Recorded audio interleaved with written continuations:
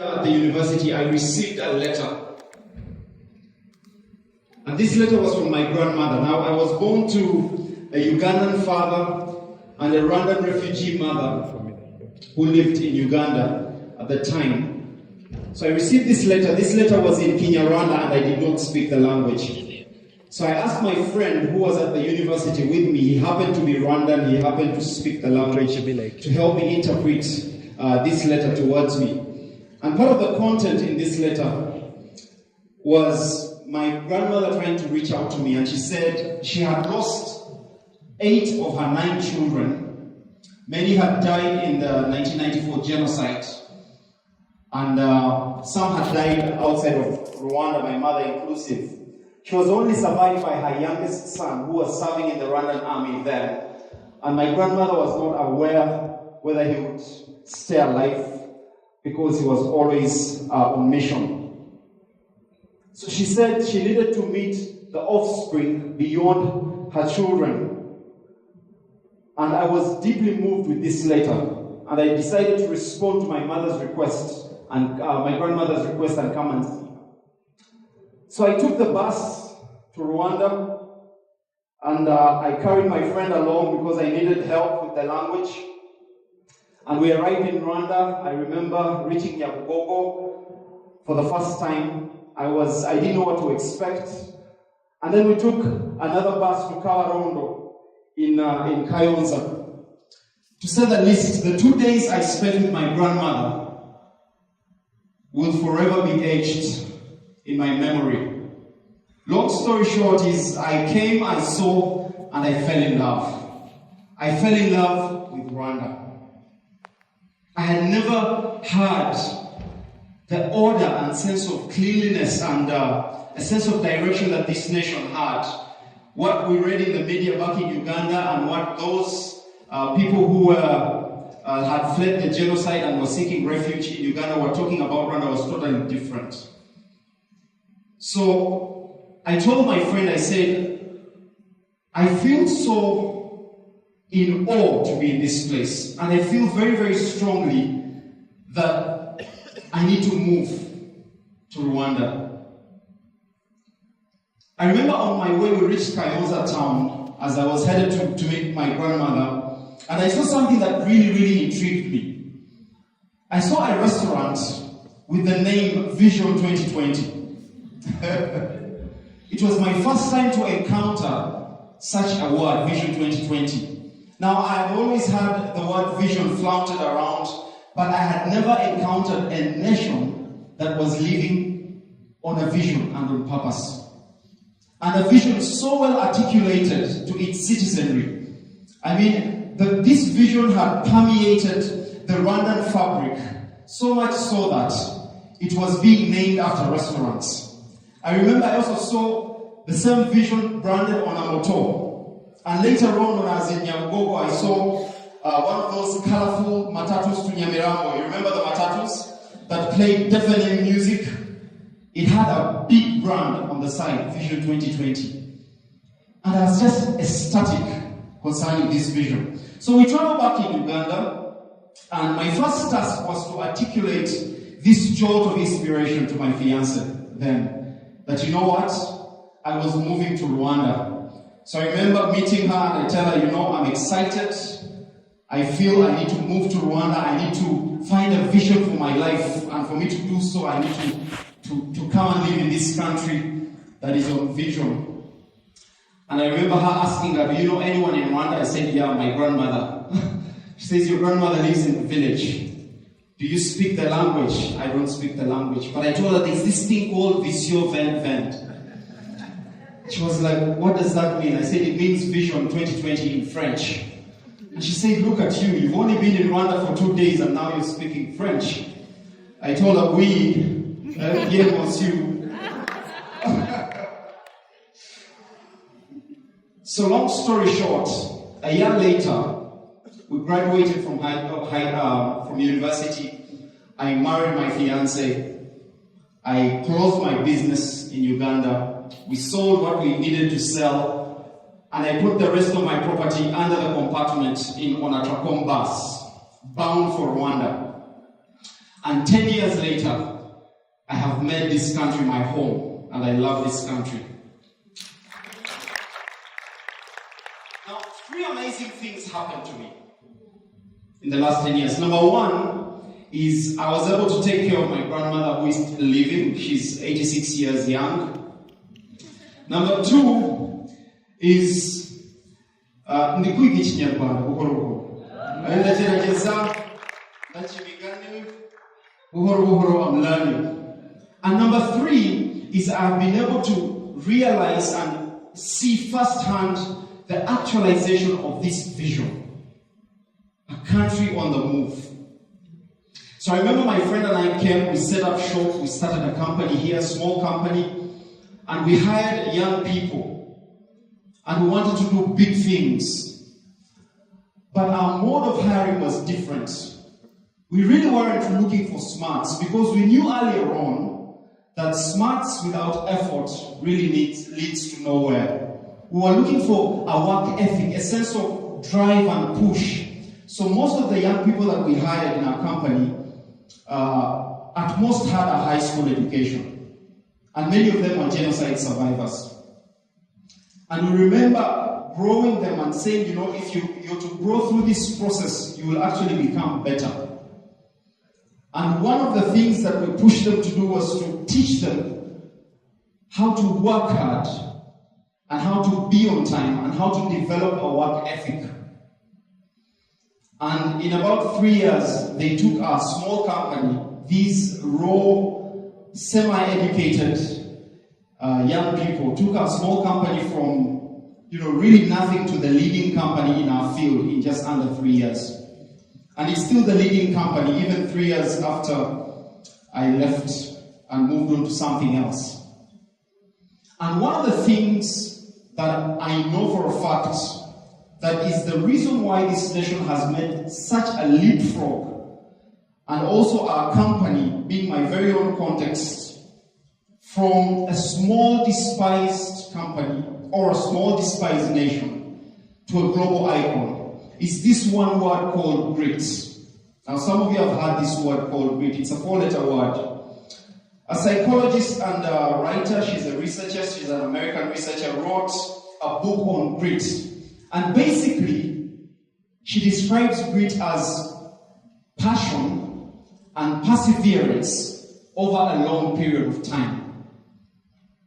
And she makes the case that grit, more than any other quality, will move and make somebody successful beyond somebody having a high IQ or even somebody being talented.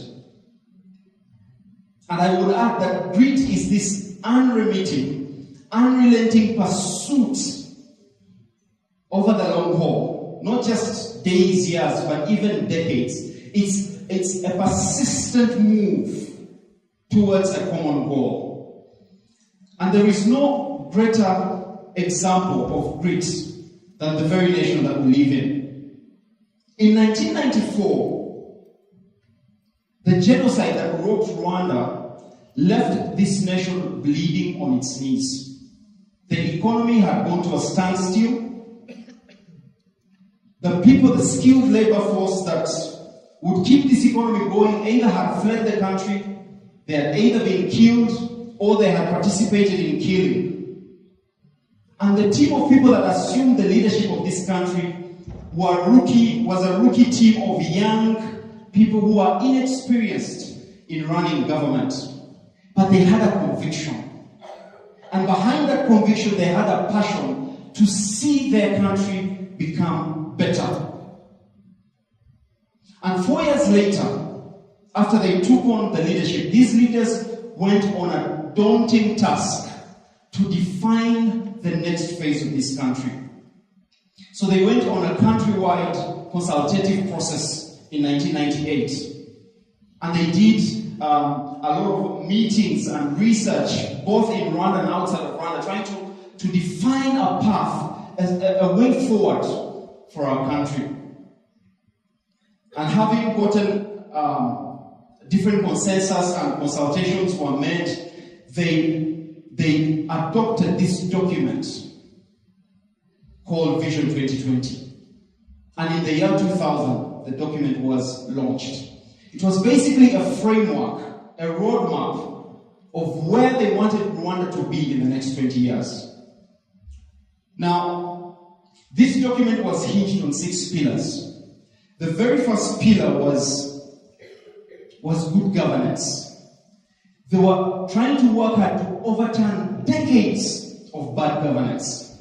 The other pillar of Vision 2020 was to build a human resource capacity of the citizens of Rwanda and also build a knowledge-based economy. The third pillar was to build a private sector-led economy and move away from a largely parastatal-led economy to a private sector-led economy. The fourth pillar that this vision was hinged on was infrastructure development. They realized that for them to move Rwanda to where they wanted it to be, they needed to build solid infrastructure for which to do business. Then the fifth was a productive agricultural base, basically trying to move the nation from a largely subsistence agriculture to a mechanized form of agriculture. And the last item was regional and international integration. Rwanda wanted to become a political player in the geopolitics of the day. Now, it was such a daunting task. It was a ginormous, ambitious, audacious vision. And it attracted, to say the least, so many cynics, as much as admirers that were there. And 18 years later, after the launch of this vision, Rwanda has become a global icon. And what Rwanda has presented to the world is when you put your laser-sharp focused mind on this goal, on one goal, and behind it a drive to achieve success, then it is possible to move from a place of obscurity to actually attaining greatness.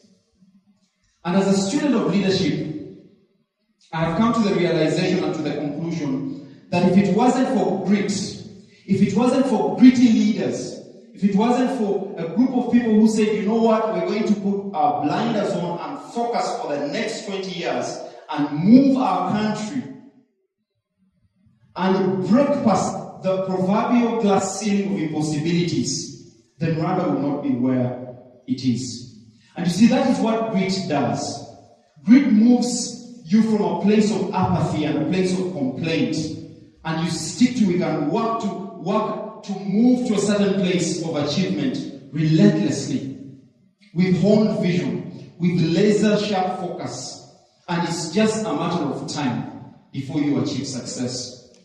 And one of the things about grit is this, and gritty people, is that when they face obstacles, they actually, and they come across failures on their journey, they actually fail forward. They do not sit and slack, they fail forward. I remember a time in our company, about 3 years in, we felt we needed to move our company to the next level. So we went to seek for financing in order to buy some equipment. The kind of arrangement we went into with this financial institution was not the best. It put us at a disadvantage. So we couldn't procure the machines that we wanted because of the procurement process that the financial institution had subjected us to. And what happened is we ended up buying equipment very expensively. We got it here and it wasn't working. And we were paying about 30% interest on this loan per year. And I'm telling you, we were discouraged. We felt like giving up. But there was this unremitting passion in the inside of us that caused us to persevere and stay focused, and we were able to salvage our company, and we did not give up. We stayed on course. And I remember about 4 years ago, I began the transition process from my business to move to something that I felt was a passion of mine, and that is serving young people. There is something that I realized. I realized that grit can actually be engineered. The pursuit of this value system can be hardwired in people. So 4 years ago, I started a mentorship process. What I did is, I've been doing that for the last 4 years. I take a bunch of 12 young men, and I walk a journey with them for 1 year. And one of the things I'm trying to get out of these young people is to get them from a place of complacency to a place of grit. And one of the things that we do with them in the middle of that 1 year of mentorship, we take them through a 3-day intensive retreat. For the purposes of this conversation, I will call it the Grit Resuscitation Retreat. And basically, it's just to jumpstart them. 3.5 days of intense work. Part of what they do is they read a book every day for 3 days. And they have to critique 3 books in 3 days. And the other thing that they do is they're given so many lectures and a lot of workload, and they have no room to rest. And by the time we're done with them, 3.5 days, half of them have not tested sleep. But one thing that is glaringly clear after that process, they realize that they can actually do more, that their minds can think better and think faster. And we've taken so far about 60 young men and young ladies as well through this training. Many of them have become much better at their work output and efficiency and effectiveness. Many have been promoted at their workplace just because of this one thing that was just jump-started in them. This one thing called grit. This is what I believe. I believe in the future of this nation. I believe in the future of our young people. But I also believe that if you take on this one aspect of your life and make it a priority wherever you're placed, that you can actually achieve greatness. Grit is not for some. All of us can be gritty, can learn to be gritty. Basically developing a passion and an unwavering resolve to pursue that passion until it actualizes. I was reading the papers recently, and I came across an article where the leadership right now is developing Vision 2050. I'm assuming that it will be launched at the fold of the next decade. And for the next 30 years, young Rwandans have an opportunity to be active participators in building this nation. And we have 30 years to do that, from 2020 to 2050. As I conclude, I want to leave you with a question. Where do you want to see yourself in the next few years? And where do you want to see yourself in light of this nation and in light of this continent? As Rwanda is developing Vision 2050, Africa has developed Agenda 2063. And we all have a role to play to make sure that we leave our world a much better place. You see, it's one thing taking personal responsibility in building your own career and building an empire for yourself. But it's another thing taking national responsibility in carving a future for your nation. There is no effort too small. There is no task too mundane. I believe all of us have something to contribute. And one of the things that will get us there is this one thing called grit. I hope that all of you pursue, and I hope that all of you succeed. Thank you very much.